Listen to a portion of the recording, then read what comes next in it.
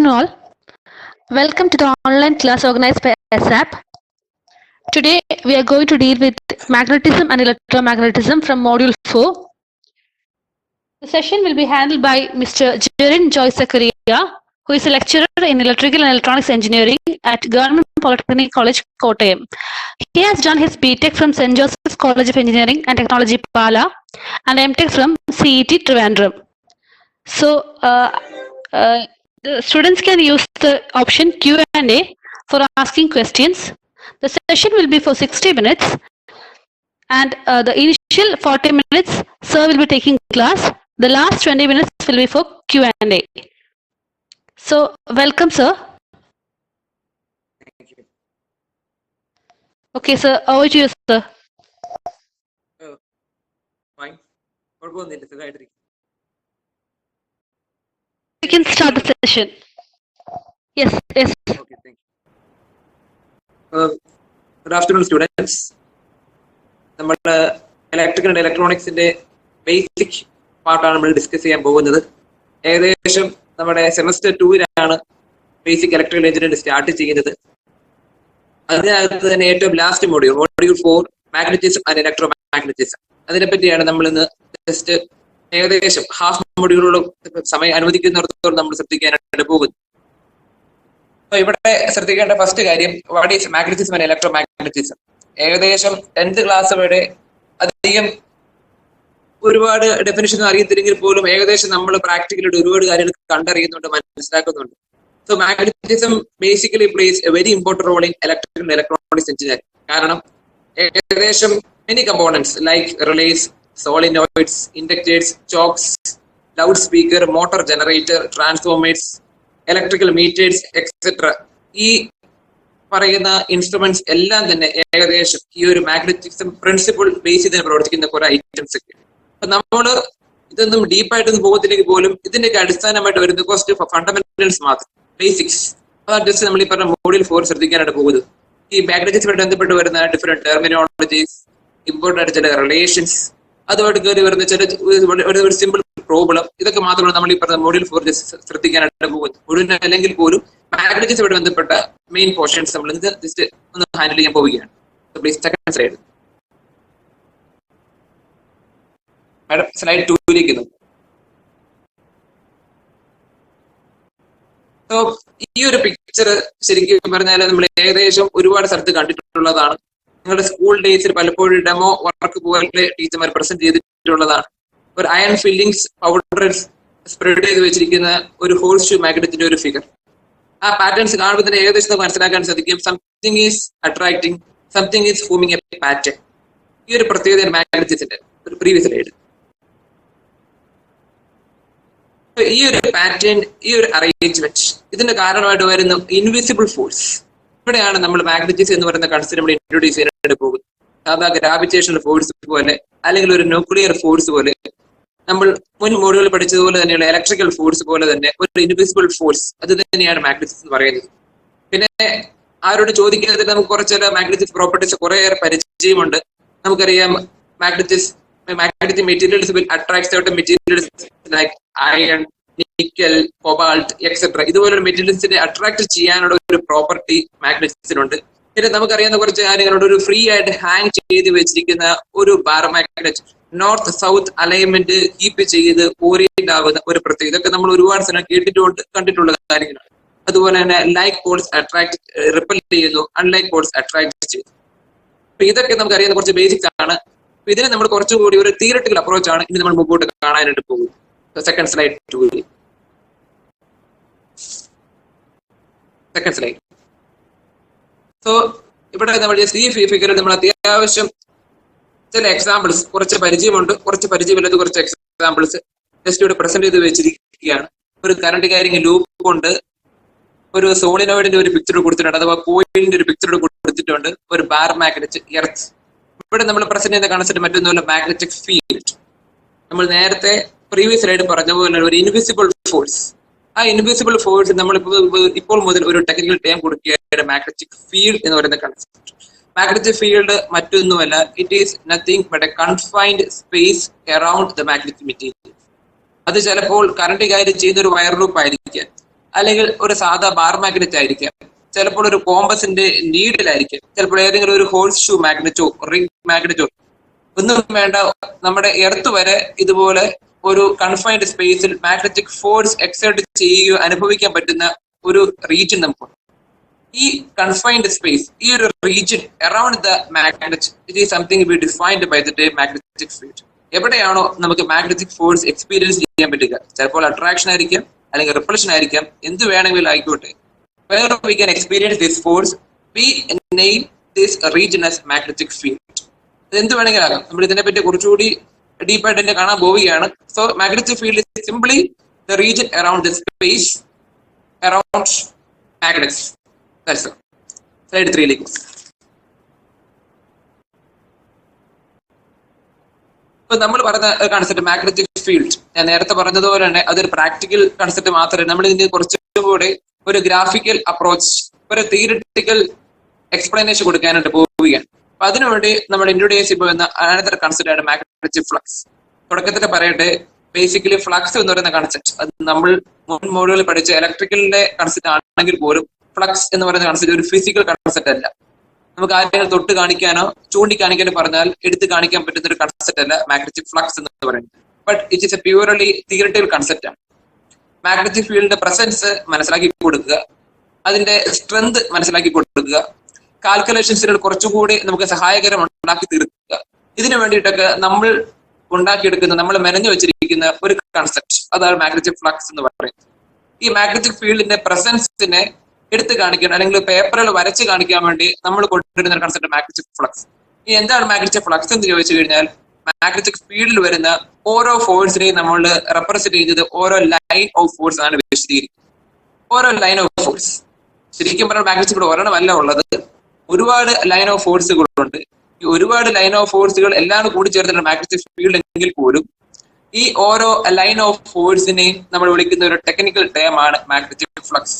ആദ്യം പറയേണ്ടത് ഒരു ഫിസിക്കൽ കൺസെപ്റ്റ് ആണ്, ഫിസിക്കൽ കൺസെപ്റ്റ് അല്ല, but it's a theoretical approach we introduce for presenting the idea of magnetic field. അത്രേ ഉള്ളൂ ഉദ്ദേശിക്കുന്നത്. ഇതിന് ഒരുപാട് ചില പ്രത്യേകതകളൊക്കെ ഉണ്ട്.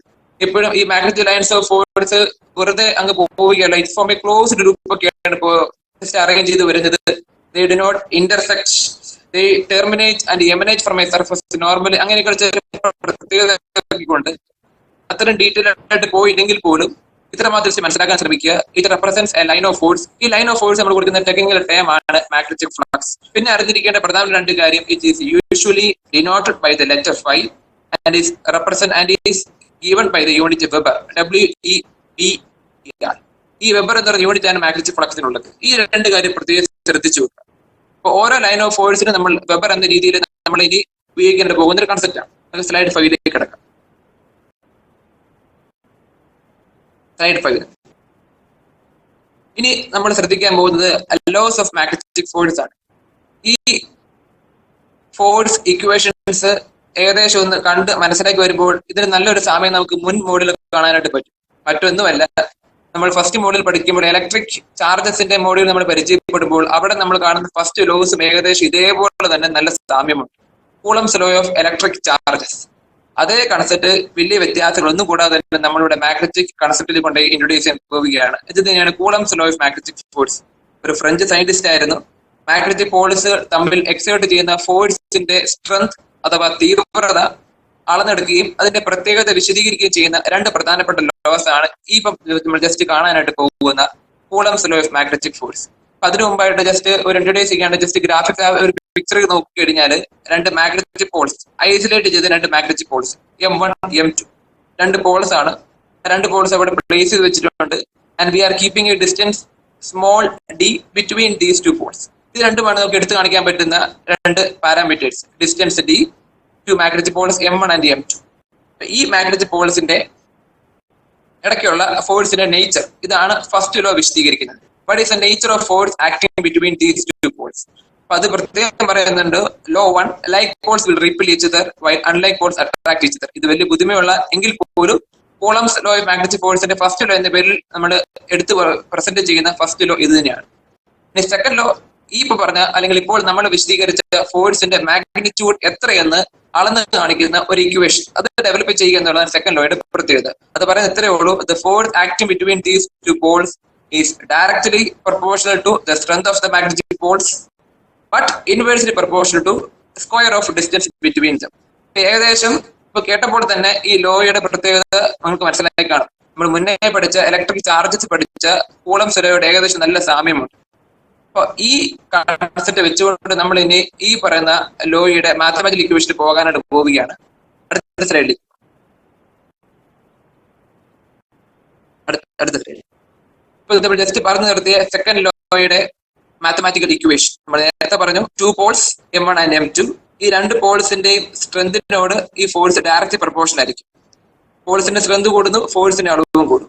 But it is inversely proportional to square of distance between them. അപ്പോൾ നേരത്തെ കാണിച്ച ഫിഗറിൽ 2 പോൾസിന് ഇടയ്ക്കുള്ള അകല വ്യത്യാസം സ്മോൾ ഡി ആയിരുന്നു. അതുകൊണ്ട് തന്നെ അതിന്റെ സ്ക്വയർ ഡി സ്ക്വയർ എന്ന് എടുത്തതിന് ശേഷം നമ്മൾ ഇതിനെ ഒരു മാത്തമാറ്റിക്കൽ ഇക്വേഷൻ ആയിട്ട് ഫസ്റ്റ് ഇവിടെ റെപ്രസെന്റ് വെച്ചിരിക്കുകയാണ്. F is directly proportional to M1 M2 divided by D square.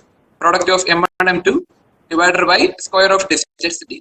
അപ്പൊ ഈ പറയുന്ന പ്രൊപ്പോർഷണാലിറ്റി കോൺസ്റ്റന്റ് നമ്മൾ സാധാരണ സ്ഥിരം ചെയ്യുന്ന പോലെ തന്നെ എല്ലാ മാത്തമാറ്റിക്കൽ ഇക്വേഷൻസിലും പ്രൊപ്പോർഷണാലിറ്റി കോൺസ്റ്റന്റ് നമ്മൾ ഇൻട്രൊഡ്യൂസ് ചെയ്യുന്നു. അതുവഴി ആ പ്രൊപ്പോർഷണാലിറ്റി സിമ്പിൾ മാറ്റി ഇക്വാലിറ്റി സിമ്പിൾ നമ്മൾ ജസ്റ്റ് ഇൻട്രൊഡ്യൂസ് ചെയ്യുകയാണ്. ഇവിടെ നമ്മൾ ഇൻട്രൊഡ്യൂസ് ചെയ്യാൻ പോകുന്ന പ്രൊപ്പോർഷണാലിറ്റി കോൺസ്റ്റന്റ് എന്ന് പറയുന്നത് മറ്റൊന്നുമല്ല 1 divided by 4π into μ0 into μr. ഈ μ0 μr നമ്മൾ കുറച്ചും കൂടി വിശദീകരിച്ച് എക്സ്പ്ലെയിൻ കാണാനുള്ള ഒരു ടോപ്പിക് തന്നെയാണ്. എങ്കിൽ പോലും ജസ്റ്റ് ഇപ്പോൾ 2 ടേംസിന്റെയും പേര് അറിഞ്ഞുകൊള്ളുക. μ0 എന്ന് പറയുന്നത് absolute permeability of vacuum or air. Air അഥവാ വാക്വത്തിന്റെ മാഗ്നറ്റിക് കണ്ടക്ടിവിറ്റി വിശദീകരിക്കുന്ന ഒരു പാരാമീറ്റർ ആണെന്ന് പിന്നീട് കാണാം. എങ്കിൽ തൽക്കാലത്തേക്ക് അതിന്റെ വാല്യൂ അറിഞ്ഞിരുന്നു കൊള്ളുക. It is equal to 4/10⁻⁷ henry per metre ആണ്. ആ യൂണിറ്റ് ഹെൻറി, എച്ച് റെപ്രസെന്റ് ചെയ്യുന്നത് ഹെൻറി ആണ്. അതും അടുത്ത ഇലക്ട്രോ മാഗ്നറ്റിക് ടോപ്പിക് കാണേണ്ട ഒരു യൂണിറ്റ് ആണ്. ഇപ്പോൾ തൽക്കാലത്തേക്ക് അറിഞ്ഞിരുന്നാൽ മാത്രം മതി. ഈ ഒരു കാര്യം അറിഞ്ഞിരിക്കുക. μ0യുടെ വാല്യൂ എന്ന് പറയുന്നത് 4/10⁻⁷ ആണ്. അതെന്ന് പറയുന്നത് absolute permeability of vacuum or എയറിന്റെ ആണ്. ഈ μr എന്ന് റെപ്രസെന്റ് ചെയ്യുന്ന പാരാമീറ്റർ റിലേറ്റീവ് പെർമിബിലിറ്റി ആണ്. അതാണ് സഫിക്സ് ആർ റെപ്രസെന്റ് ചെയ്യുന്നത്. ഏത് മീഡിയത്തിലാണ് ഇരിക്കുക? എയറിലായിരിക്കാം, അല്ലെങ്കിൽ ഏതെങ്കിലും ഒരു മാഗ്നറ്റിക് മെറ്റീരിയലിലായിരിക്കും, ഏതെങ്കിലും ഒരു നോൺ മാഗ്നറ്റിക് മെറ്റീരിയലിലായിരിക്കും. എന്ത് വേണമെങ്കിലും ആയിക്കോട്ടെ, ആ മാഗ്നറ്റിക് മെറ്റീരിയലിന്റെ റിലേറ്റീവ് പെർമിബിലിറ്റിയെ റെപ്രസെന്റ് ചെയ്യുന്ന ഒരു സിമ്പിളാണ് μr എന്ന് പറയുന്നത്. ഇതേപ്പറ്റി നമ്മൾ ജസ്റ്റ് വരാൻ പോകുന്ന ജസ്റ്റ് ഡീറ്റെയിൽ ആയിട്ട് കാണും. അപ്പൊ ഈ ഒരു മാഗ്നറ്റിക് ഫോഴ്സിന്റെ ലോസ് ജസ്റ്റ് അറിഞ്ഞിരിക്കുക. ഫസ്റ്റ് ലോയും സെക്കൻഡ് ലോയും. അടുത്ത സ്ലൈഡിലേക്ക് പോകും. ഇനി ശ്രദ്ധിക്കേണ്ട പ്രധാനപ്പെട്ട കുറച്ച് കാര്യങ്ങൾ. Definitions or terminologies in magnetism. ഇത് ബേസിക്കലി നമ്മളിപ്പോൾ ഇതുവരെ കണ്ടു കഴിഞ്ഞാൽ magnetic field, magnetic flux, just last കണ്ടു നിർത്തി കഴിഞ്ഞാൽ ലോസ് ഓഫ് മാഗ്നറ്റിക്സ്. ഈ 3 കാര്യങ്ങൾ ബന്ധപ്പെട്ട് വരുന്ന അത്യാവശ്യമായിട്ട് നമുക്ക് ഇതുവരെ മനസ്സിലാക്കി വെച്ച് നമുക്ക് ഡിഫൈൻ ചെയ്യാൻ പറ്റുന്ന കുറച്ച് ഡെഫിനിഷൻസ് അഥവാ ടേംസ് ആണ് ജസ്റ്റ് ഇവിടെ എഴുതി വെച്ചിരിക്കുന്നത്. 3 കാര്യങ്ങളുണ്ട്. Magnetic flux density represent by the symbol B, capital B. രണ്ടാമത് മാഗ്നറ്റൈസിംഗ് ഫോഴ്സ് അഥവാ മാഗ്നറ്റിക് ഫീൽഡ് ഇന്റൻസിറ്റി എച്ച് എന്ന റെപ്രസെന്റേഷൻ വരുന്നതിന് വീണ്ടും കുറെ പേരുകളുണ്ട്. മാഗ്നറ്റിക് പൊട്ടൻഷ്യൽ ഗ്രേഡിംഗ് എന്നൊക്കെ, അതൊന്നും അറിഞ്ഞിരിക്കേണ്ട ആവശ്യമില്ല. ജസ്റ്റ് ഇത്ര നമ്മൾ അറിഞ്ഞിരിക്കുക. മൂന്നാമത്തെ ടൈമാണ് പെർമിബിലിറ്റി മ്യൂ. നമുക്ക് ആദ്യമേ കാണാൻ പോകുന്ന ഫസ്റ്റ് ടെർമിനോളജി എന്ന് പറയുന്നത് magnetic flux density capital B ആണ്. യഥാർത്ഥത്തിൽ നമ്മൾ നേരത്തെ കണ്ടു കഴിഞ്ഞ മാഗ്നറ്റിക് ഫ്ലക്സ് അഥവാ ലൈൻസ് ഓഫ് ഫോഴ്സ്, ആ ഒരു ടെർമിനോളജികൾക്ക് കൂടുതലായിട്ട് നമ്മൾ ഈ പറയുന്ന മാഗ്നറ്റിക്സ് ചാപ്റ്ററിൽ കൂടുതലായിട്ട് ശ്രദ്ധിക്കേണ്ടതും കൂടുതലായിട്ട് ഉപയോഗിക്കേണ്ടി വരുന്ന ഒരു ടേം എന്ന് പറയുന്നത് മാഗ്നറ്റിക് ഫ്ലക്സ് ഡെൻസിറ്റി ബി ആണ്. ഒരു മാഗ്നറ്റിക് മെറ്റീരിയലിന്റെ magnetic strength, magnetic field capacity അളന്നെടുക്കാൻ പറ്റുന്ന ഒരു അളവുകോലാണ് magnetic flux density capital B എന്ന് പറയുന്നത്. അതിന് ടെക്നിക്കൽ ഇടയ്ക്ക് വിശദീകരിക്കുന്നത് it is amount of flux per unit area. അതിന് കാര്യം മറ്റൊന്നുമല്ല, ഞാൻ നേരത്തെ പറഞ്ഞതുപോലെ ഒരു മാഗ്നറ്റിക് ഫീൽഡിന്റെ സ്ട്രെങ്ത് അളക്കുന്ന അളവാണ് എന്ത് മാഗ്നറ്റിക് ഫ്ലക്സ് അഥവാ ലൈൻസ് ഓഫ് ഫോഴ്സ് എന്ന് പറയും. പക്ഷെ എന്നിരുന്നാൽ പോലും നമുക്ക് ഇക്വേഷൻസിലും കാൽക്കുലേഷൻസിലും ഒക്കെ കൂടുതലായിട്ട് നമ്മൾ ശ്രദ്ധിക്കുന്നത് ഇതിന്റെ തീവ്രത നടക്കുന്നത്. ഒരു സ്ക്വയർ മീറ്റർ ഏരിയയിൽ എത്ര ലൈൻസ് ഓഫ് ഫോഴ്സ് വരും, എത്ര ഫ്ലക്സ് വരും, അതിനാണ് നമ്മൾ കൂടുതൽ ഇമ്പോർട്ടൻസ് കൊടുക്കുക. എത്ര ലൈൻ ഫോഴ്സ് വരുന്നതിനേക്കാൾ കൂടുതലായിട്ടും ഒരു സ്ക്വയർ മീറ്റർ ഏരിയയിൽ കൂടെ എത്ര ലൈൻസ് ഓഫ് ഫോഴ്സ് കടന്നു പോകാനുള്ള കഴിവ്, അല്ലെങ്കിൽ ആ മാഗ്നറ്റിക് മെറ്റീരിയൽ എത്രത്തോളം കടന്നു വിടാനുള്ള കഴിവ് കാണിക്കുന്നു. ഇതിനാണ് നമ്മൾ കൂടുതൽ ഇമ്പോർട്ടൻസ് കൊടുക്കുന്നത്. അതുകൊണ്ട് തന്നെയാണ് മാഗ്നറ്റിക് ഫ്ലക്സ് ഡെൻസിറ്റി ഞാൻ പറഞ്ഞതുപോലെ തന്നെ കാൽക്കുലേഷൻസുകളിലും പ്രാക്ടിക്കൽ ആപ്ലിക്കേഷനിലും കൂടുതലായിട്ട് ഉപയോഗിക്കുന്ന ടെർമിനോളജി ക്യാപിറ്റൽ ബി ആണ്. നേരത്തെ പറഞ്ഞ ഫ്ലക്സിനെക്കാളും അധികമായിട്ട് ആ ഒരു കൺസെപ്റ്റ് അറിഞ്ഞിരിക്കുക. It represents the flux per unit area. അത് വെറും യൂണിറ്റ് ഏരിയ അല്ല, ആ യൂണിറ്റ് ഏരിയകളുടെ നോർമൽ ഡയറക്ഷനിൽ പാസ് ചെയ്തു പോകുന്ന ലൈൻസ് ഓഫ് ഫോഴ്സ് മാത്രമേ നമ്മൾ പരിഗണിക്കാറുള്ളൂ. ആ ലൈൻസ് ഓഫ് ഫോഴ്സിന്റെ പെർ യൂണിറ്റ് ഏരിയ എന്ന കൺസെപ്റ്റ് നമ്മൾ ഡിറൈവ് എടുക്കുന്ന ടേം ആണ് magnetic flux density capital B. ഫ്ലക്സിന്റെ യൂണിറ്റ് വെബർ ആയിരുന്നു. ഏരിയ ഓഫ് ക്രോസ് സെക്ഷന്റെ ഏരിയ വെറും ഏരിയയുടെ യൂണിറ്റ് സ്ക്വയർ മീറ്റർ ആണ്. Therefore the unit of flux density നമുക്ക് വെബർ പെർ മീറ്റർ സ്ക്വയർ എഴുതാം. എന്നിരുന്നാൽ പോലും സ്റ്റാൻഡേർഡ് ഇന്റർനാഷണൽ യൂണിറ്റിൽ നമ്മൾ എന്ന രീതിയിൽ നമ്മൾ പീക്ക് അല്ലെങ്കിൽ മാഗ്നറ്റിക് ഫ്ലക്സ് ഡെൻസിറ്റി നമ്മൾ ഉപയോഗിക്കുന്ന സ്റ്റാൻഡേർഡ് യൂണിറ്റ് ടെസ്ലയാണ്. ആ ഒരു കാര്യം കൊണ്ട് പ്രത്യേകം ശ്രദ്ധിച്ചു നോക്കുക. Unit of magnetic flux density ടെസ്ലയാണ്. Still we can write weber per metre square. ഇനി അടുത്തായിട്ട് ശ്രദ്ധിക്കേണ്ട രണ്ടാമത്തെ ടെർമിനോളജി മാഗ്നറ്റൈസിംഗ് ഫോഴ്സ് ആണ്, അഥവാ മാഗ്നറ്റിക് ഫീൽഡ് ഇന്റൻസിറ്റി ആണ്. Usually denoted by the symbol capital H. അതും ഈ പറഞ്ഞതുപോലെ തന്നെ ഒരു സ്റ്റാൻഡേർഡ് ഡെഫിനിഷൻ നോക്കുകയാണെങ്കിൽ ഈ പറഞ്ഞ എഴുതി സ്ലൈഡ് നോക്കി വായിച്ച് മനസ്സിലാക്കുന്ന കുറച്ച് കാര്യം. It is A force acting on A unit north Paul placed in A magnetic field. അപ്പം ഇത്രയും കടുപ്പമുള്ള ഡെഫിനേഷനിൽ നമുക്ക് ജസ്റ്റ് വേണമെങ്കിൽ അങ്ങനെയൊക്കെ ടെക്നിക്കലായിട്ട് പറയാമെങ്കിൽ പോലും യഥാർത്ഥത്തിൽ ഒരു പ്രാക്ടിക്കൽ അപ്രോച്ച് നോക്കുകയാണെങ്കിൽ മാഗ്നറ്റിക് ഫ്ലക്സ് ഇന്റൻസിറ്റി അല്ലെങ്കിൽ മാഗ്നറ്റൈസിംഗ് ഫോഴ്സ് ഇത്രേ ഉദ്ദേശിക്കുന്നുള്ളൂ. ഒരു നോൺ മാഗ്നറ്റിക് മെറ്റീരിയലിനെ മാഗ്നറ്റ് ആക്കി മാറ്റാൻ നമുക്ക് എത്രമാത്രം ഫോഴ്സ് കൊടുക്കാം, എത്രത്തോളം മാഗ്നറ്റൈസ് ചെയ്യിക്കാനായിട്ട് പറ്റും. അപ്പൊ എത്രത്തോളം മാഗ്നറ്റൈസ് ചെയ്യിക്കുന്നതിനുള്ള ആ ഫോഴ്സിന്റെ ഒരു അളവുകോലാണ് ശരിക്കും പറഞ്ഞാൽ ക്യാപിറ്റൽ എച്ച് എന്ന് പറയുന്നത്. അപ്പോൾ തൽക്കാലം ഈ ഒരു ജസ്റ്റ് കൺസെപ്റ്റ് മാത്രം മനസ്സിൽ വെക്കുക. നമ്മൾ അടുത്ത എക്സാമ്പിൾസിലേക്ക് കുറച്ച് ഡെഫിനേഷനിലേക്ക് പോകുമ്പോൾ കുറച്ചൊരു കാര്യം നന്നായിട്ട് മനസ്സിലാക്കാനായിട്ട് പറ്റും.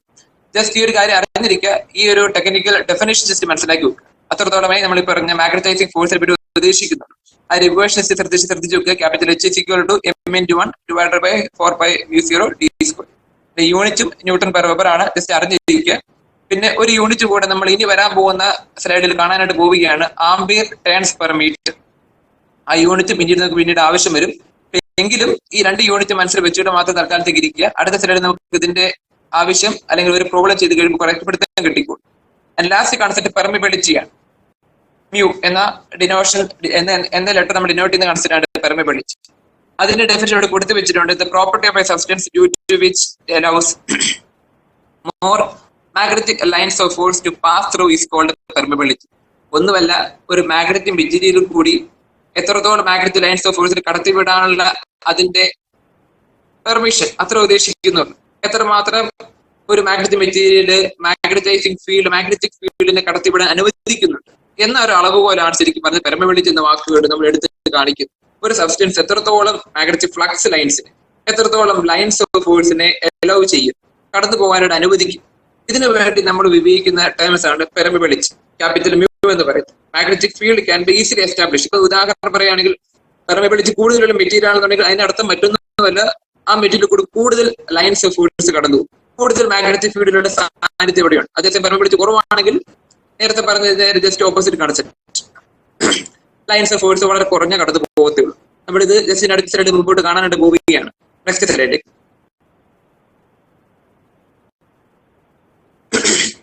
Next slide. ഞാൻ നേരത്തെ പറഞ്ഞായിരുന്നു, നമ്മൾ coulombs law of magnetism introduce ചെയ്തപ്പോൾ നമ്മൾ രണ്ട് ടേംസ് നേരത്തെ പറഞ്ഞു വെച്ചായിരുന്നു, 𝜇0യും 𝜇r. അതിനകത്ത് 𝜇0 പറഞ്ഞപ്പോൾ എഴുതി വെച്ചായിരുന്നു അബ്സല്യൂട്ട് പെർമിബിലിറ്റി എന്ന വാക്ക്. അബ്സല്യൂട്ട് പെർമിബിലിറ്റി എന്നൊക്കെ വേണമെങ്കിൽ നമ്മുടെ നാടൻ ഭാഷ പറഞ്ഞാൽ ആക്ച്വൽ പെർമിബിലിറ്റി, അതാണ് ഉദ്ദേശിക്കുന്നത്. അബ്സല്യൂട്ടും ആക്ച്വലും. ഒരു മാഗ്നറ്റിക് മെറ്റീരിയല് അതിൽ കൂടെ മാഗ്നറ്റിക് ഫ്ലക്സിനെ എത്ര കടത്തിവിടും, അതിന്റെ അളവ് എത്ര ഇതിൽ കടത്തിവിടുന്നുള്ള അളവിനെയാണ് നമ്മൾ അബ്സല്യൂട്ട് പെർമിബിലിറ്റി, ആക്ച്വൽ പെർമിബിലിറ്റി എന്ന് പറയുന്നത്. എല്ലാത്തിനും സാധാരണ പെർമിബിലിറ്റിക്ക് സ്റ്റാൻഡേർഡ് റെഫറൻസ് എടുക്കുന്നത് എയർ ഓർ വാക്യൂമാണ്. അപ്പൊ ഈ എയർ ഓർ വാക്യൂംസിന് പെർമിബിലിറ്റി ആയിട്ട് നമ്മൾ ഫിക്സ് ചെയ്ത് വെച്ചിരിക്കുന്ന വാല്യൂ 4π×10⁻⁻⁷ ഹെൻറി പെർ മീറ്റർ. അപ്പം ഈ പറയുന്ന എയറിനും അത് വാക്യൂംസിന് നമ്മൾ കൊടുത്തിരിക്കുന്ന അബ്സല്യൂട്ട് പെർമിബിലിറ്റി 4π×10⁻⁷ ആണ്. തീർച്ചയായിട്ടും മറ്റ് മാഗ്നറ്റിക് മെറ്റീരിയൽസിനും ഇതുപോലെ തന്നെ ആക്ചർ പെർമിബിലിറ്റി എന്ന രീതിയിൽ വേറൊരു വാല്യൂ ഉണ്ട്. ഉദാഹരണത്തിന് സോഫ്റ്റ് അയൺ അല്ലെങ്കിൽ നിക്കൽ അല്ലെങ്കിൽ കൊബാൾട്ട്, ഇവർക്കൊക്കെ അബ്സല്യൂട്ട് പെർമിബിലിറ്റി അത് ആക്ചർ പെർമിബിലിറ്റിക്കും ഉണ്ട്. ഇവർക്കും ഇതുപോലെ തന്നെ ഉപയോഗിക്കാൻ പറ്റുന്ന വാക്കാണ് ഈ പറഞ്ഞ മ്യൂ. പക്ഷേ മ്യൂവിന് കൂടെ ഒരു 0 കൂടെ സഫിക്സ് ആഡ് ചെയ്ത് കഴിഞ്ഞാൽ നമ്മൾ ഇതിനെ സ്പെസിഫിക് ആയിട്ട് റെപ്രസെന്റ് ചെയ്യുന്നത് എയർ ഓർ വാക്വം എന്ന മെറ്റീരിയലിന്റെ പെർമിബിലിറ്റിയാണ്. അതിന്റെ വാല്യൂ ആണ് 4.10⁻⁷. അത് ജസ്റ്റ് ബൈ ഹാർട്ട് ചെയ്ത് വെക്കുക. ഇതുപോലെ തന്നെ ബാക്കിയുള്ള മെറ്റീരിയൽസ് ഉണ്ടെന്ന് ജസ്റ്റ് അറിഞ്ഞിരിക്കുക. കാരണം ഇനി നമുക്ക് വരാൻ പോകുന്ന നെക്സ്റ്റ് സ്ലൈഡ് റിലേറ്റീവ് പെർമിബിലിറ്റി നമ്മൾ ജസ്റ്റ് വിശദീകരിക്കാനായിട്ട് പോകുന്നത്. അവിടെ ഈ പറയുന്ന അബ്സല്യൂട്ട് പെർമിബിലിറ്റിയിൽ നിന്നാണ് നമ്മൾ റിലേറ്റീവ് പെർമിബിലിറ്റി ഡിറൈവ് ചെയ്തെടുക്കാനായിട്ട് പോകും. അടുത്ത സ്ലൈഡിലേക്ക്.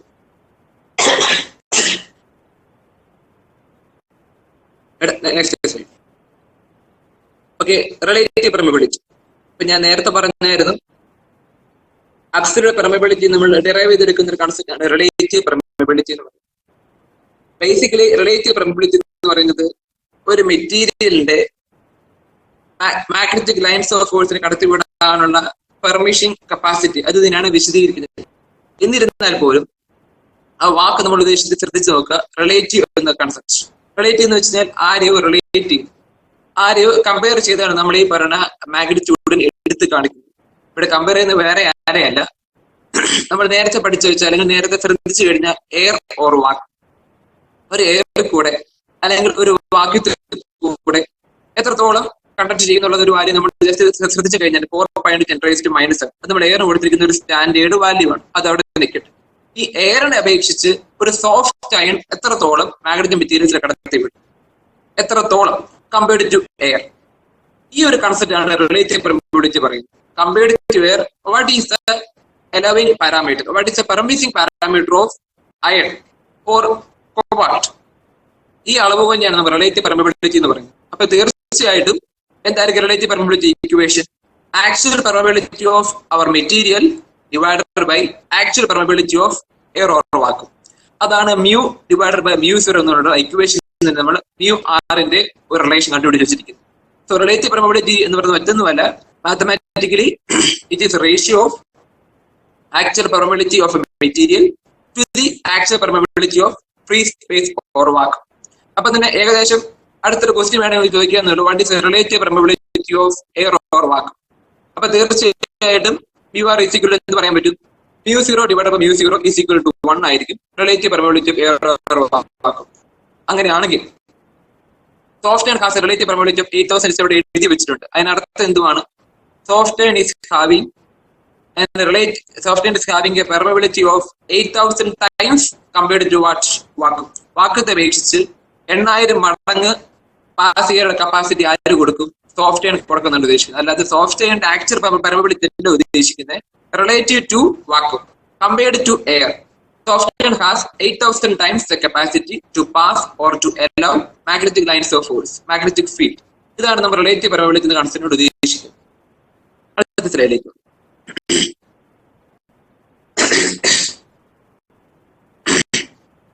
ഇനി അടുത്ത് ശ്രദ്ധിക്കേണ്ടത് relation between magnetic field and magnetizing force ആണ്. ഈ ഒരു റിലേഷൻ ഒരു ഇമ്പോർട്ടൻസ് ഉള്ള റിലേഷൻ ആണ്. ഞാൻ നേരത്തെ പറഞ്ഞതുപോലെ തന്നെ രണ്ട് ടൈംസ് നേരത്തെ പരിചയപ്പെട്ട വാക്കുകളായിരുന്നു ബിയും എച്ച്. എച്ച് മാഗ്നറ്റൈസ് ചെയ്യുന്ന ഫോഴ്സ് ആണ്, ബി ഒരു മാഗ്നറ്റിക് മെറ്റീരിയൽ കാണിക്കുന്ന സ്ട്രെങ്ത് ആണ്, ഫീൽഡ് ആണ് ഉദ്ദേശിക്കുന്നത്. ബിയും എച്ച് ഇവ തമ്മിലുള്ള റിലേഷൻ എന്താണ്? ഈ റിലേഷൻ മറ്റൊന്നുമല്ല, ഇനി നമ്മൾ അടുത്ത് കാണാൻ വന്ന് ബി എച്ച് കയറുന്ന ഒരു പോർഷൻ നമ്മൾ ഇതിനെപ്പറ്റി കുറച്ചുകൂടി മനസ്സിലാക്കാൻ പോകുന്ന റിലേഷൻ ആണ്. എന്നിരുന്നാൽ പോലും ഈ റിലേഷൻ ഇവിടെ ജസ്റ്റ് ഒന്ന് ഇൻട്രൊഡ്യൂസ് ചെയ്യുകയാണ്.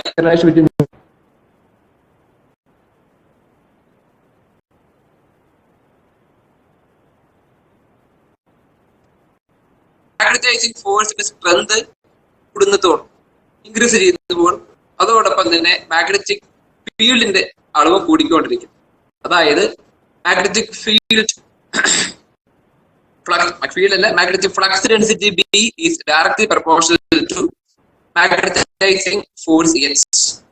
ആ പ്രൊപ്പോർഷണൽ റിലേഷൻ നമുക്ക് ഡിറൈവ് ചെയ്തെടുക്കാൻ പറ്റുന്ന ഒരു കോൺസ്റ്റന്റ് ഉണ്ട്. ആ കോൺസ്റ്റന്റ് മറ്റൊന്നുമല്ല, നമ്മൾ നേരത്തെ കണ്ട സ്ലൈഡിൽ പരിചയപ്പെട്ട സെയിം കൺസെപ്റ്റ് പെർമിബിലിറ്റി. ആ സംഭവം തന്നെയാണ് ഇവിടെ കോൺസ്റ്റന്റ് കയറി വരുന്നത്. That is B by H is equal to constant, that is equal to permeability of the material. ആ മെറ്റീരിയൽ പെർമിബിലിറ്റി ആശ്രയിച്ചാണ് ഈ പറയുന്ന V/H വാല്യൂ ഡിപ്പെൻഡ് ചെയ്തിരിക്കുന്നത്. അപ്പൊ അതുകൊണ്ട് തന്നെയാണ് ഈ പറയുന്ന റിലേഷൻ നമ്മൾ ഇനി BH കാണാൻ പോകുന്നേ പറയും.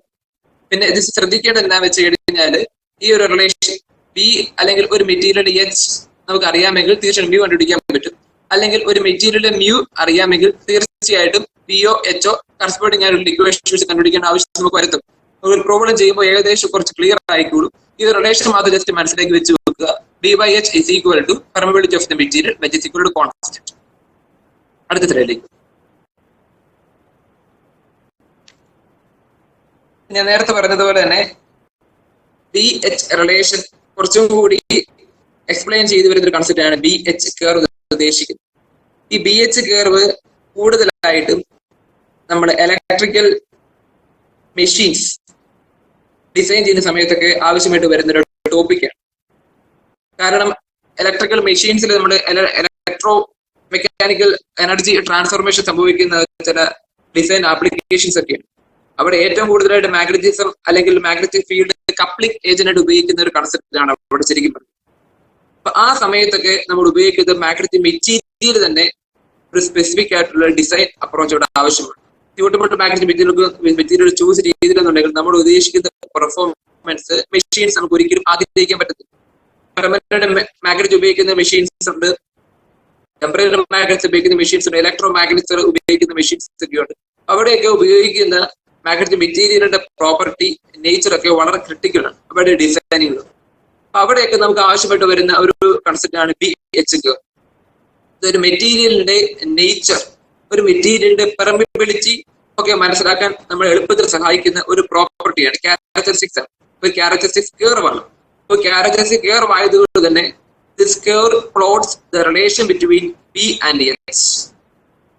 H കൂടുന്നതിനനുസരിച്ച് ബിയുടെ വാല്യൂ വരുന്ന വ്യത്യാസം എത്രയാണ്?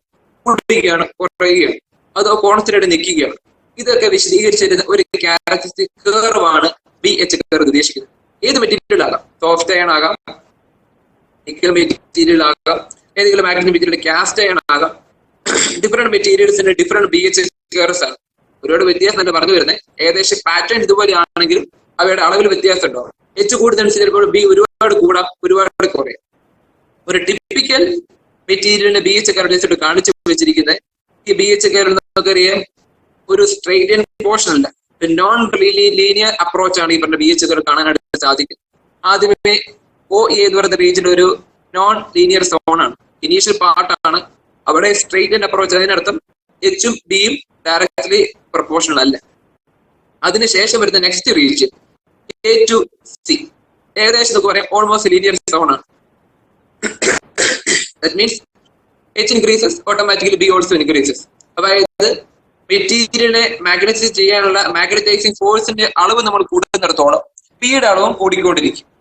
ആ ഏകദേശം AC റീജിയനിൽ ആ ഒരു അപ്രോച്ച് ലീനിയർ ആയിരിക്കും, സ്ട്രെയിറ്റ് ലൈൻ അപ്രോച്ച് ആയിരിക്കും.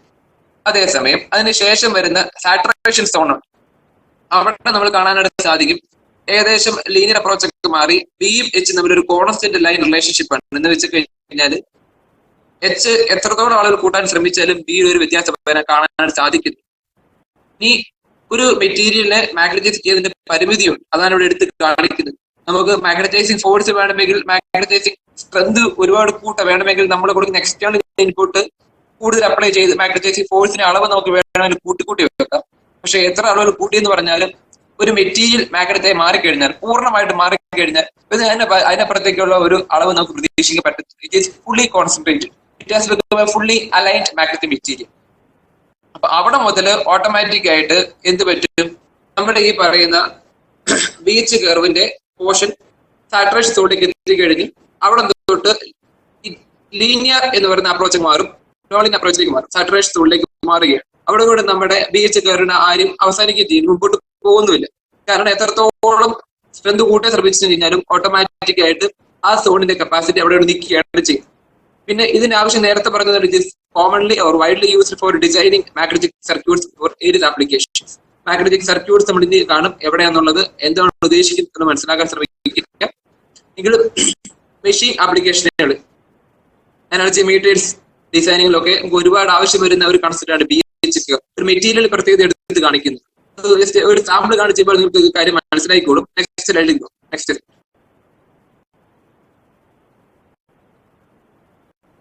ഞാൻ നേരത്തെ പറഞ്ഞ BHK ഡിഫറെന്റ് മെറ്റീരിയൽസിന്റെ BHK ഒരു സാമ്പിൾ ഗ്രാഫാണ് കൊടുത്ത് വെച്ചിരിക്കുന്നത്. ഉദാഹരണത്തിന് നമ്മുടെ റെഫറൻസ് പറഞ്ഞ എയറിന്റെ BHK കൊടുത്തിട്ടുണ്ട്, അയണിന്റെ കൊടുത്തിട്ടുണ്ട്, സ്റ്റീലിന്റെ കൊടുത്തിട്ടുണ്ട്. ഏകദേശം പാറ്റേൺ വലിയ വ്യത്യാസം ഇല്ലെങ്കിൽ പോലും അളവിൽ ഒരുപാട് വ്യത്യാസം.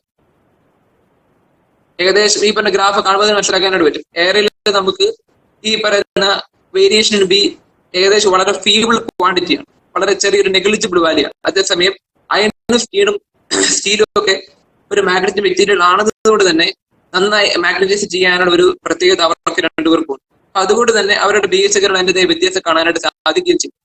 The value of H increases automatically, the value of B also increases till it become or till it reach the saturation region. അവിടെ വരെ നമുക്ക് ആ വ്യത്യാസം കാണാനാണ്. ഇത് ജസ്റ്റ് ഒരു സാമ്പിളിലൂടെ കൊടുത്തിരിക്കുന്നതാണ്. ഈ ഒരു BHK അടിസ്ഥാനത്തിൽ നമ്മൾ പലപ്പോഴും മാഗ്നറ്റിക് സർക്യൂട്ട്സ് ഡിസൈൻ ചെയ്തത് ഏത് മെറ്റീരിയൽ സെലക്ട് ചെയ്യണം, അത് ഏത് വാല്യൂവിൽ പ്രവർത്തിപ്പിക്കണം, എത്ര തരം മാഗ്നറ്റിക് ഫ്ലക്സ് ഉണ്ടാക്കാനായിട്ട് സാധിക്കും, അതിന്റെ റിലേറ്റീവ് പെർമബിലിറ്റി ഈ ഒരു വാല്യൂടെ എത്രത്തോളം ആളുകൾ നമുക്ക് എടുക്കാനായിട്ട് സാധിക്കും, കാൽക്കുലേറ്റ് ചെയ്യുമ്പോൾ എത്ര B വാല്യൂ ആണ് ഇടുന്നത്, എത്ര റിലേറ്റീവ് പെർമബിലിറ്റി ഞാൻ സെലക്ട് ചെയ്യേണ്ടത്, ഇതൊക്കെ നമുക്ക് BHK നമുക്ക് ഡിറൈവ് ചെയ്ത് കിട്ടുന്ന കുറച്ച് ഇൻഫർമേഷൻസ് ആണ്. അവിടെയൊക്കെ നമുക്ക് ഈ പറഞ്ഞ BHK എക്സ്ട്രീം ഇമ്പോർട്ടൻസ് ആണ്. ഏകദേശം ഈ BHK നമ്മൾ മാഗ്നറ്റിക്സിന്റെ കുറച്ച് ബേസിക് കൺസെപ്റ്റ്, എന്താണ് മാഗ്നറ്റിക് ഫീൽഡ്, എന്താണ് മാഗ്നറ്റൈസിങ് ഫോഴ്സ്, ഇതൊക്കെ ജസ്റ്റ് ഫണ്ടമെന്റൽ കാര്യങ്ങൾ മാത്രമാണ് നമ്മൾ ശ്രദ്ധിച്ചത്. ഇനി നമ്മൾ അടുത്ത് വരാൻ പോകുന്ന ടോപ്പിക്കില് കറണ്ടിന്റെ ഒരു നേച്ചർ. ഓൾറെഡി നിങ്ങൾ മിക്കവാറും പഴയ ക്ലാസ്സുകളൊക്കെ ശ്രദ്ധിച്ചു കാണും. Current carrying loop or current carrying conductor will exhibit magnetic field. അപ്പോൾ എങ്ങനെയാണ് കറണ്ടിന്റെ മാഗ്നറ്റൈസിങ് നേച്ചർ എക്സിബിറ്റ് ചെയ്യാൻ പോകുന്നത്, അതാണ് നമ്മൾ നെക്സ്റ്റ് കാണാൻ ശ്രദ്ധിക്കാനായിട്ട് പോകുന്നത്. നെക്സ്റ്റ് സ്ലൈഡിലേക്ക് അടുത്ത സ്ലൈഡ്. Magnetic circuit. യഥാർത്ഥത്തില് നമ്മുടെ ഫസ്റ്റ് മോഡ്യൂൾ 1 and 2 മോഡ്യൂൾ നമ്മൾ ശ്രദ്ധിക്കുന്ന ടോപ്പിക് ഇലക്ട്രിക് സർക്യൂട്ട്സ് ആണ്. ഇലക്ട്രിക് സർക്യൂട്ട്സ് അറിയാം, ഒരു സോഴ്സ് ഉണ്ട്, ഒരു ക്ലോസ്ഡ് പാത്ത് ഉണ്ട്, കറണ്ട് ഫ്ലോ ചെയ്ത് സോഴ്സിൽ റിട്ടേൺ ചെയ്ത് വീണ്ടും ലോഡിലേക്ക് വരാൻ, വീണ്ടും തിരിച്ച് സോഴ്സിലേക്ക് പോകാൻ ഒരു ക്ലോസ്ഡ് പാത്ത് അവിടെയുണ്ട്, ഒരു ലോഡ് ഉണ്ടായിരിക്കും. ദ സെയിം കൺസെപ്റ്റ് നമ്മൾ ഇവിടെ വലിയ വ്യത്യാസം അവതരിപ്പിക്കുകയാണ്. മാഗ്നറ്റിക് സർക്യൂട്ട്, മാഗ്നറ്റിക് ഫ്ലക്സിന് പോകാനുള്ള ഒരു ക്ലോസ്ഡ് പാത്ത്, മാഗ്നറ്റിക് ഫ്ലക്സിനെ ഫോളോ ചെയ്യാനുള്ള ഒരു ക്ലോസ്ഡ് പാത്ത്, അതിന് നമുക്ക് വിശേഷിപ്പിക്കാനായിട്ട് പറ്റും. അത്രത്തോളം ഉദ്ദേശിക്കുന്നുണ്ട്. The closed path followed by magnetic flux is called magnetic circuit. എന്ത് വേണമെങ്കിലും ആകാം. ഒരു സാധാ എയർ വഴി മാഗ്നറ്റിക് ഫ്ലക്സ് അതിന്റെ പാത്ത് കംപ്ലീറ്റ് ചെയ്തെങ്കിൽ അതിനെ വേണ്ടി നമുക്ക് വേണം മാഗ്നറ്റിക് സർക്യൂട്ട് എന്ന് വിശേഷിപ്പിക്കാനായിട്ട് പറ്റും. ഒരു കുഴപ്പമില്ല. ഇതെല്ലാം മാഗ്നറ്റിക് സർക്യൂട്ട്സിന്റെ എക്സാമ്പിൾസ് ആണ്.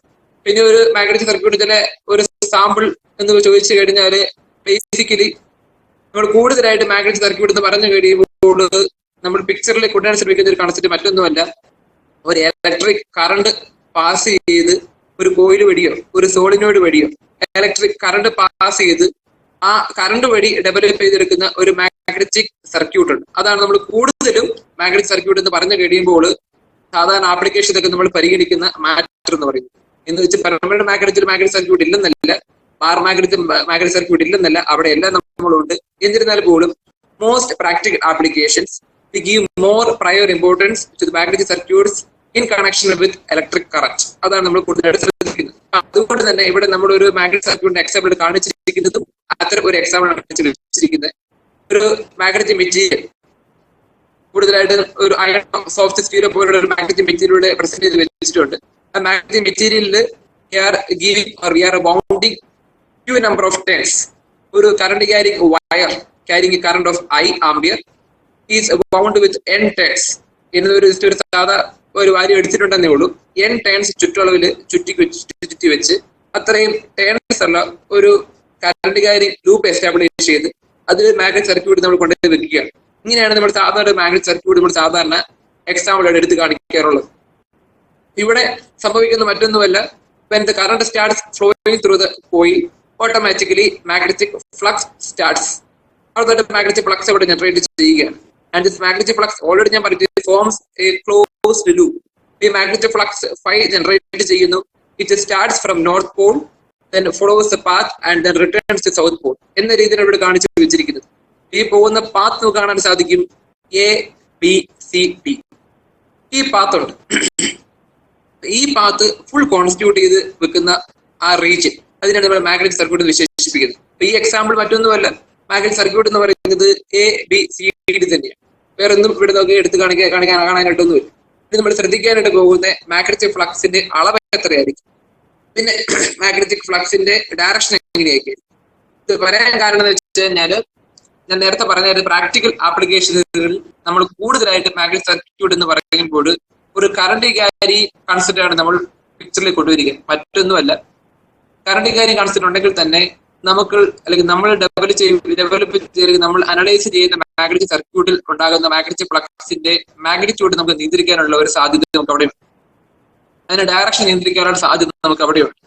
ഈ ഒരു പോസിബിലിറ്റീസ് ഒക്കെ ഉള്ളതുകൊണ്ടാണ് നമ്മൾ പലപ്പോഴും ഇലക്ട്രിക് കറന്റ് അല്ലെങ്കിൽ ഇലക്ട്രിക് ഒരു പ്രസൻസ് ഉള്ള ഒരു സർക്യൂട്ട് നമ്മൾ പലപ്പോഴും ഈ പറയുന്ന അനാലിസിന് നമ്മൾ എടുക്കാറുള്ളത്.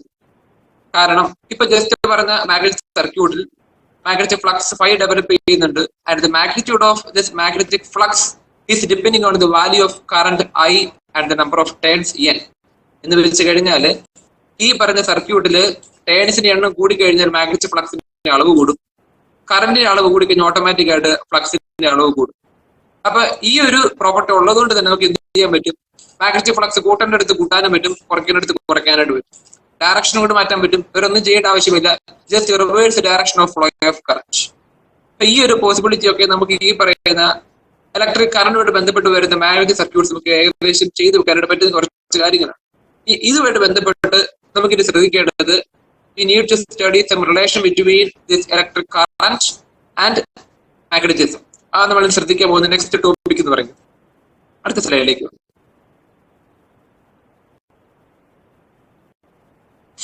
ജസ്റ്റ് കുറച്ച് സാമ്പിൾസ് ചെയ്ത് വെച്ചിട്ടുണ്ട്. നമ്മൾ മാഗ്നറ്റിക് സർക്യൂട്ട്സിന് വേണ്ടിയിട്ട് ഒരു സാധാ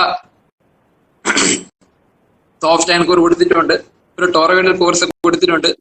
ഈ ഒരു സാമ്പിൾ ഫിഗേഴ്സ് ഒക്കെ നിങ്ങൾ മിക്കവാറും ചില പ്രിന്റഡ് സർക്യൂട്ട് ബോർഡ്സിൽ PCBയിലോ മറ്റു കാണുന്ന ഒരു കൺസെപ്റ്റ് ആണ് ടോറോയിഡൽ കോറൊക്കെ.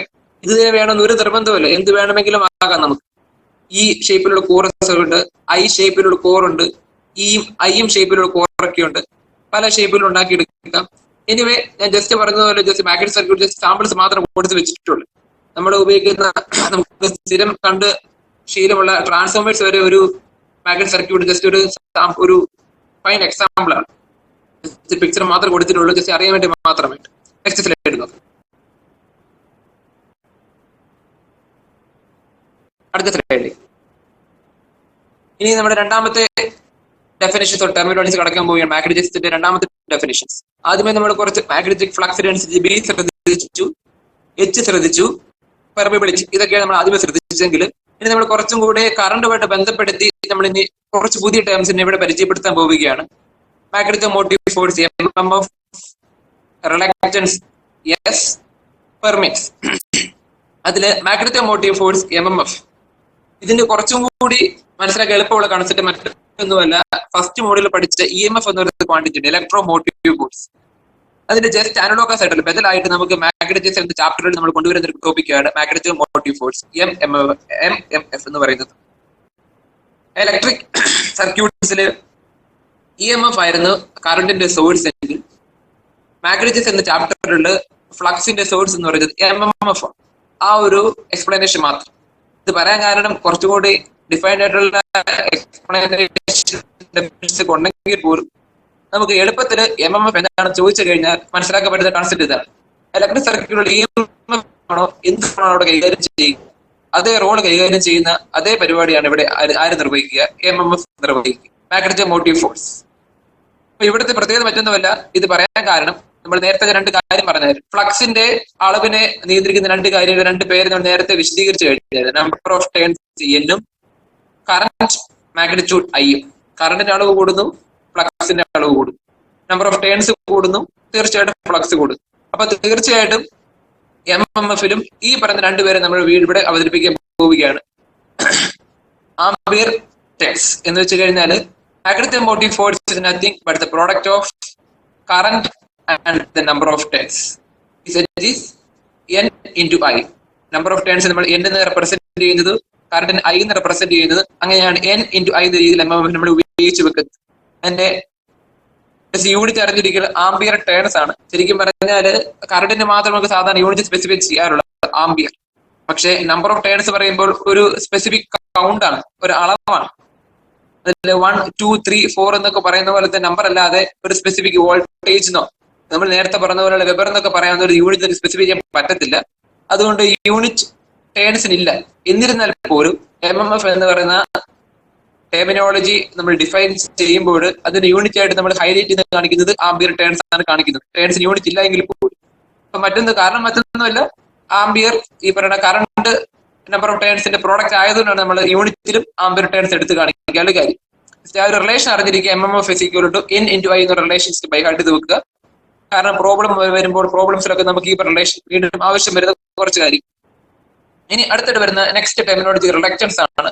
Usually denoted by the symbol S, capital S.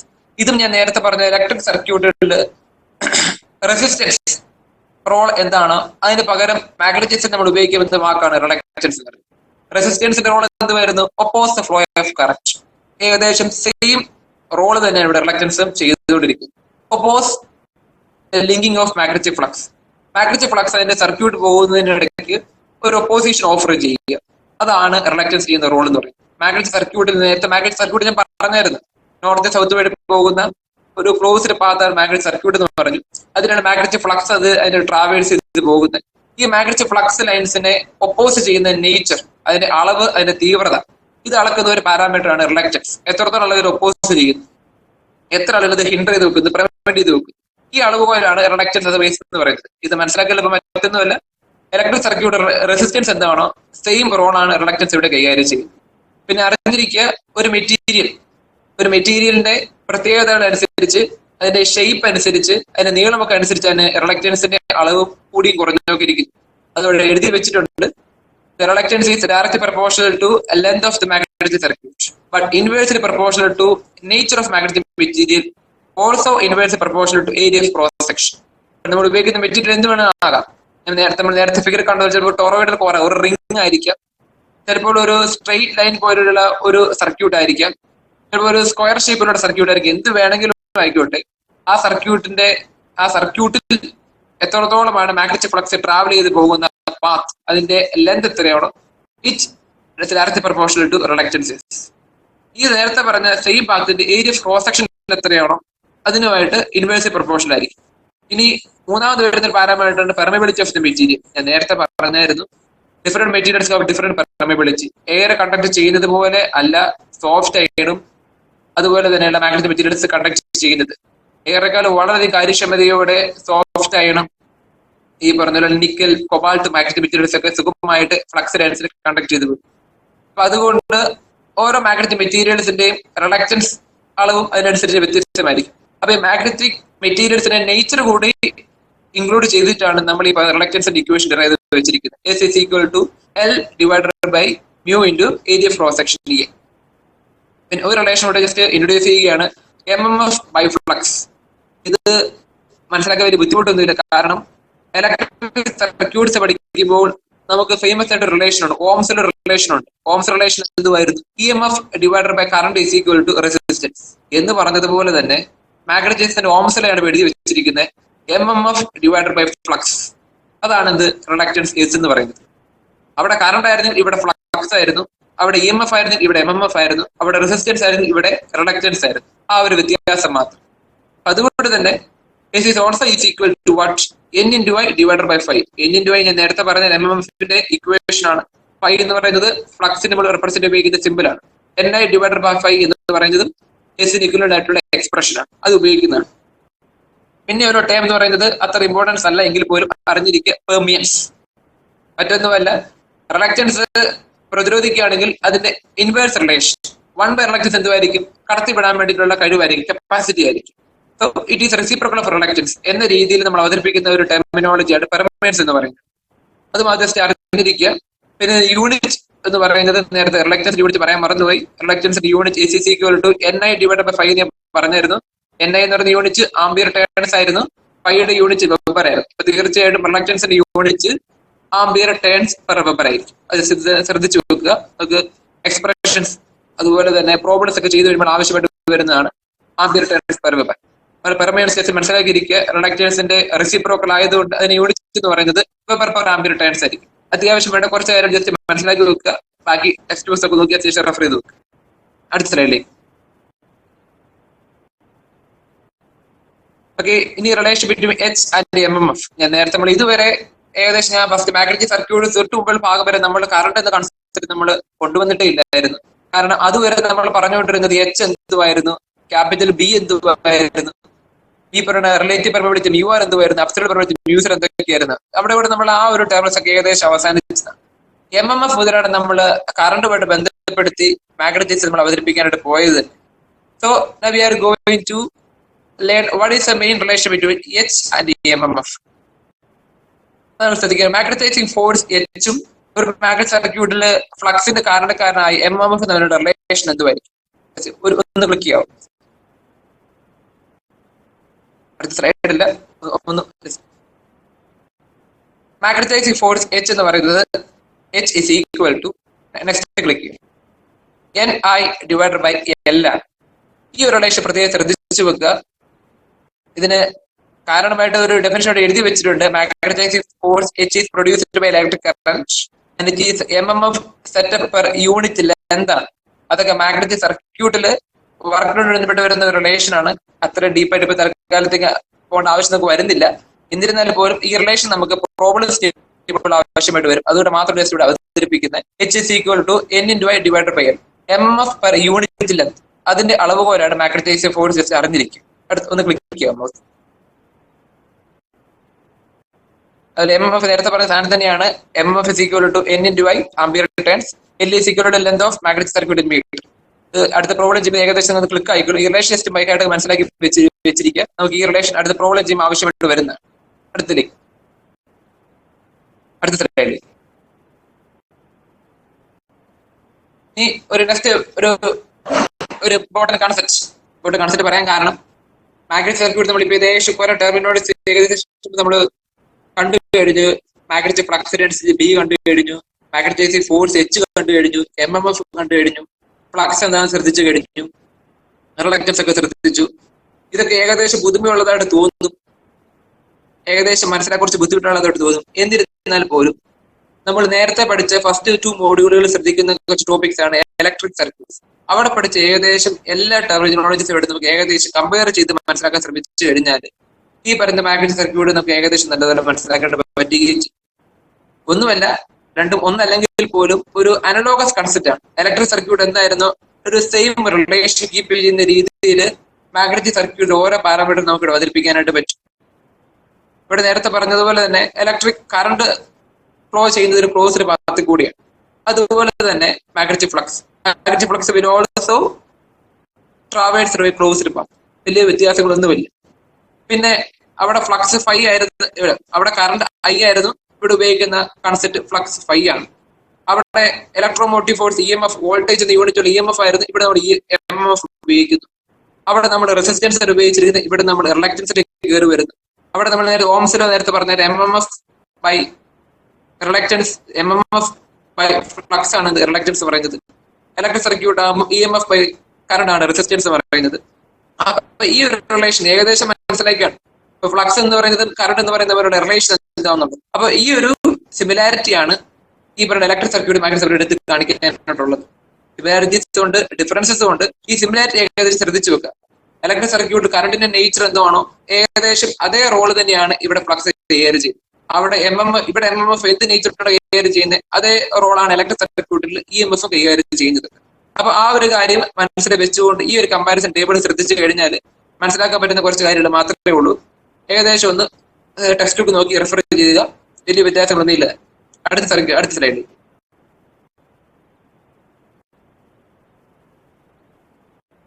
ഇനി ജസ്റ്റ് ശ്രദ്ധിച്ച കുറച്ച് സിമിലാരിറ്റീസ് ഉണ്ടായിരുന്നു.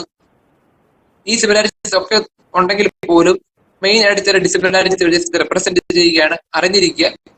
അല്ല, പ്രധാനമായിട്ട് വരുന്ന ഒരു ഡിസിമിലാരിറ്റി എന്താണെന്ന് വെച്ച് കഴിഞ്ഞാൽ ബേസിക്കലി നമുക്ക് ഉപയോഗിക്കാൻ പറ്റുന്ന ഒരു ടേമാണ് current is flowing through a path.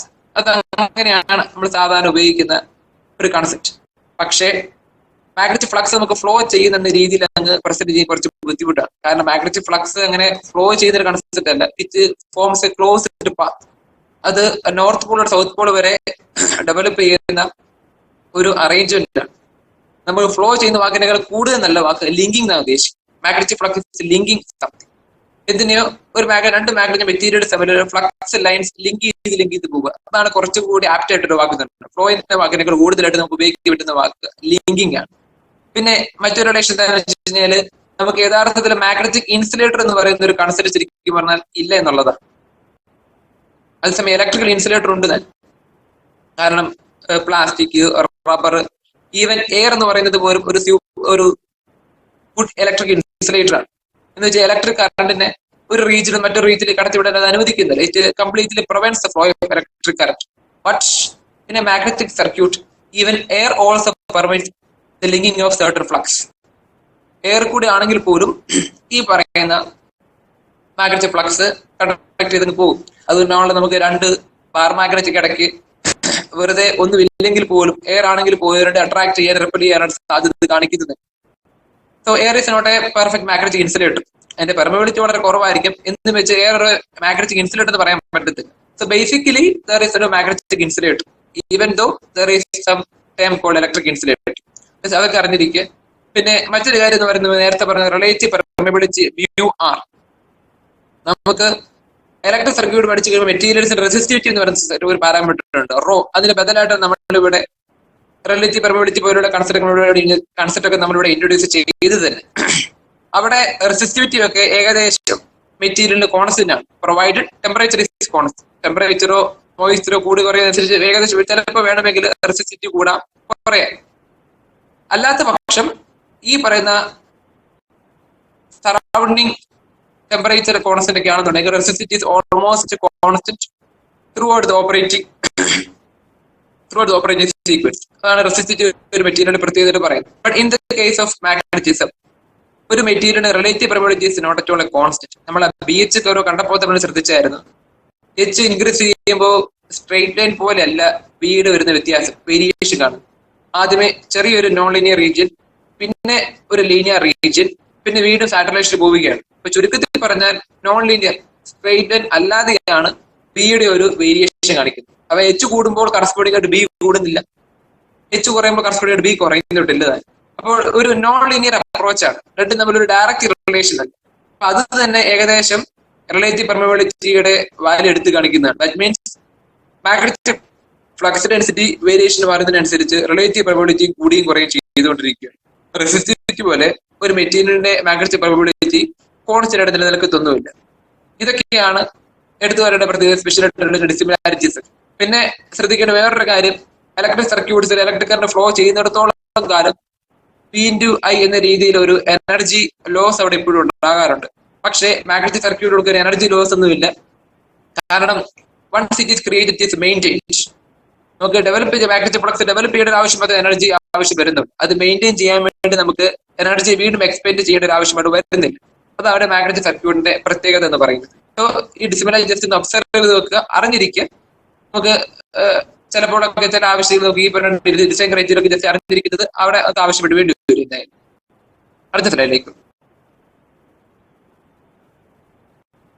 ഇനി ജസ്റ്റ് നമ്മൾ ഇതുവരെ പഠിച്ച റിലേഷന് വേണ്ടി ഇതുവരെ ഏകദേശം മാഗ്നറ്റിക്സിന്റെ ഏകദേശം അത്യാവശ്യപ്പെട്ട ബേസിക് കൺസെപ്റ്റ് മാത്രം ഓടിച്ചു പിടിക്കുകയാണ് ചെയ്തത്. ഇലക്ട്രോമാഗ്നറ്റിക്സ് എടുത്തിട്ടൊന്നുമില്ല. എങ്കിലും നമ്മൾ ഇതുവരെ പഠിച്ച കുറച്ച് റിലേഷൻസ്, P/H/μ റിലേഷൻസ് ഒക്കെ ശ്രദ്ധിച്ചായിരുന്നു.